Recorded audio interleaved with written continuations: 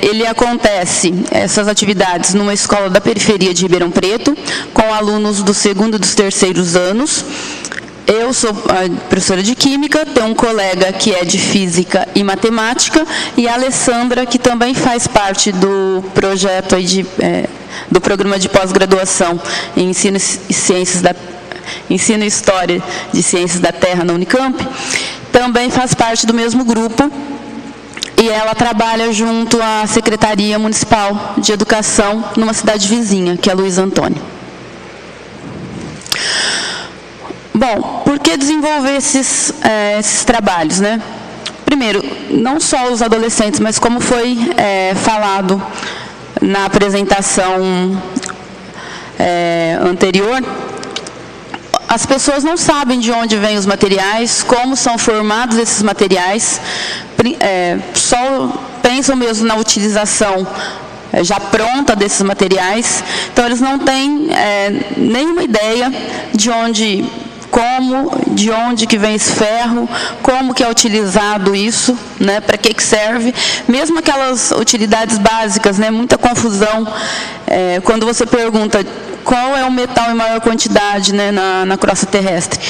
Depois vocês vão ver que tem trechos, né, dos alunos. Eles vão falar que é o oxigênio, ou vão falar que é o silício.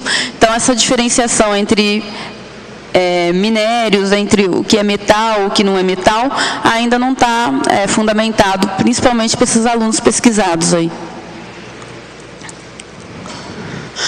Bom, as etapas do nosso processo curricular, primeiro a gente discute o tema nas reuniões do grupo. Então, nós começamos com o ciclo da água, depois passamos pelo ciclo da areia, e agora estamos no ciclo do ferro. Nós fizemos um levantamento de dados históricos da região de Ribeirão Preto. Na cidade de Ribeirão Preto, no começo do século XX, tinha uma siderúrgica, né? Que, na verdade, nem eu mesmo sabia que tinha essa siderúrgica lá. Analisamos o currículo, né, e os materiais didáticos que a gente utiliza com os alunos para fazer uma coletânea do que se falava sobre o ciclo dos materiais, como que estava colocado para o aluno, como a origem desses materiais, a utilização desses materiais.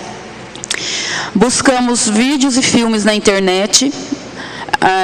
Não sei se todo mundo é conhecedor de como que funciona uma dinâmica de sala de aula, mas esses alunos, no período da noite, eles têm 45 minutos, né, por aula, e são 2 aulas de química por semana, né? Então, o tempo é muito escasso. No período da manhã e da tarde, são 50 minutos de aula, mas continuam sendo as 2 aulas de química, né? Nós utilizamos aí um vídeo, não sei se vocês conhecem, Construindo o Planeta Terra, né, que dá aproximadamente aí 2 aulas, né? Então, em uma semana dá para passar o vídeo para todas as salas. E alguns vídeos curtos da Química do Fazer, de 10 a 15 minutos por vídeo, né, falando da produção de ligas metálicas, no caso aí o aço, falando dos minerais, né, que nós também trabalhamos outros temas relacionados aí à extração mineral. E depois fizemos um questionário com os alunos. Bom, os materiais didáticos que a gente utiliza são do PEQUIS, eu não sei se vocês conhecem, é Projeto Ensino de Química e Sociedade, né, que é da Universidade de Brasília, coordenado pelo professor Gerson Moll. E as apostilas do Estado de São Paulo, né, que é o currículo que foi estabelecido a partir de 2010 na rede. Antes era proposta. Bom, a caracterização desses alunos. Então, são 4 turmas de segundos anos, 3 turmas de terceiros anos, né? A faixa etária deles de 16 a 19 anos. E nessa apresentação, nós vamos nos ater aí às 2 primeiras questões. A primeira, de onde você acha que vêm os metais? Qual é o metal em maior quantidade na Terra? E para que servem os metais? Ferro, alumínio e cobre. Bom, os conteúdos de química no primeiro ano, eu coloquei o do primeiro porque eu assumi que os do segundo e do terceiro já tinham essa carga, né, de conhecimentos aí. É extração de materiais, aproveitamento, produção do ferro e do aço e ligações químicas. O segundo ano estuda a termoquímica, as reações de combustão, as funções inorgânicas e as ligações. E o terceiro ano, os recursos naturais, né, do solo, agricultura, nutrientes, entre outros. Depois nós dividimos esses alunos. Todos assistiram o filme Construindo o Planeta Terra. Só que alguns responderam ao questionário antes de fazê-lo e outros depois, porque a gente queria constatar ou não, né, a eficiência aí das explicações com o vídeo e sem o vídeo. Se só o material didático, só os textos que a gente disponibilizou para eles, já dava conta de responder as questões do questionário. Bom, o primeiro grupo aí, que só teve, né, os textos para leitura, eles fazem algumas confusões aí. Então, um aluno do segundo ano fala que o solo é formado por inúmeros minerais. Bem, e acha que, no caso da primeira pergunta, que eles vêm da terra. O metal em maior quantidade é o silicato. Por que vamos dizer assim, essa confusão? No livro didático e na apostila do aluno, tem alguns dados, né, algumas tabelas das quantidades de materiais em maior, da relação, né, dos metais e dos não metais em maior quantidade na crosta terrestre, na atmosfera e assim vai. Então, quando ele interpretou os dados lá da tabela, ele pegou o que estava em maior quantidade, não se importando se era metal, se não era metal, qual era o elemento. Né? A origem pode ser mineral ou vegetal, e o maior metal em quantidade na Terra é o oxigênio. Então, mesma coisa, né? Mesma deficiência. E da natureza, o oxigênio é um ou mais metais, átomos de 10 elementos, porque tem uma tabela com os 10 principais materiais mais abundantes na crosta terrestre. Então, ele pegou o oxigênio e foi falando dos outros. E o grupo 2... né, que eles assistiram o vídeo antes de responder as questões. Então, vem de minérios extraídos do solo. O ferro é o metal mais utilizado no mundo. E vem de minérios que estão extraídos das rochas e, após alguns processos, podemos ter a quantidade de metal que existia nessa rocha. E o último ali, que eu achei interessante, surgem nas estrelas e planetas, resultado de transformações incessantes ocorridas com a combinação de partículas.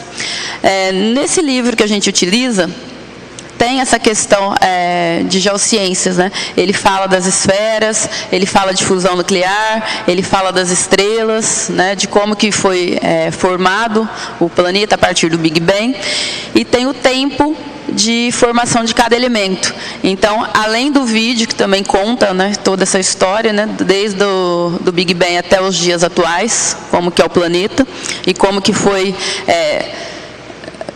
ele foi sofrendo essas transformações e foi se acumulando esses materiais. Aí fala do carvão, fala do petróleo também, como foi formado, né, e eles gostam muito dessa parte de geociências. E algumas considerações, para terminar. A partir das análises então, do currículo oficial, a gente pretende desenvolver o que a gente chama na escola de currículo paralelo, né? Ou em processo.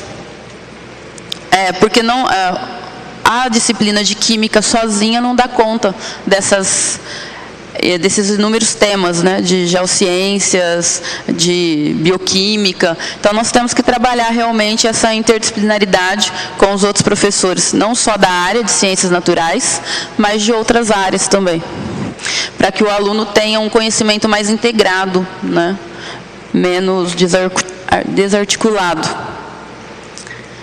Algumas referências. As nossos agradecimentos aos participantes do grupo, aos estudantes e à comissão, aqui e aos presentes. Essa, sim, é só algumas fotos, né, que eu peguei do livro didático, eu não sei se vocês conhecem.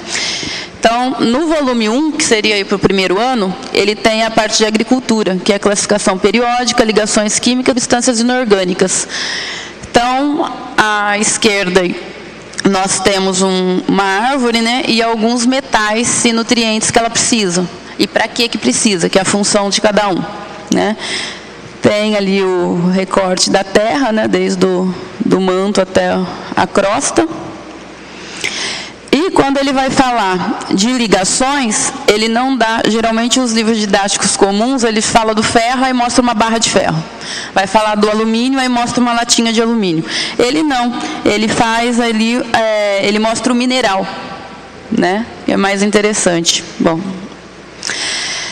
mesma coisa ali no volume 2, termoquímica. E o volume 3, ele vai falar de eletroquímica, ligação metálica, óxido-redução. O currículo do Estado, também eu fiz um apanhado geral em levantamento, produção de metais e de ligas. No segundo ano ele vai falar de termoquímica e no terceiro ele fala das esferas terrestres com extração, produção e uso dos materiais diversos.